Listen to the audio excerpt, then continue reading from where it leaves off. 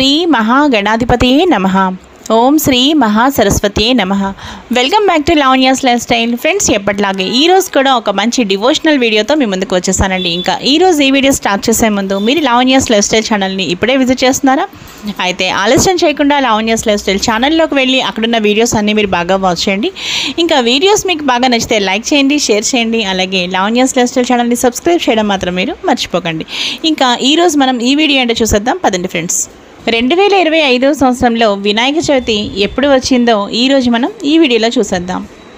2025 సంవత్సరంలో వినాయక చవితి డేట్ తెలుసుకునే ముందు ఒకసారి తిథి వారం చూసేద్దాం.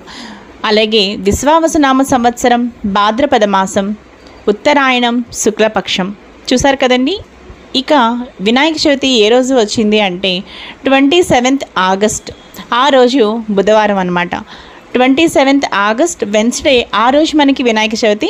ఇంకా ఈరోజు పూర్తిగా నక్షత్రం అయితే చిత్తా నక్షత్రం ఉంది.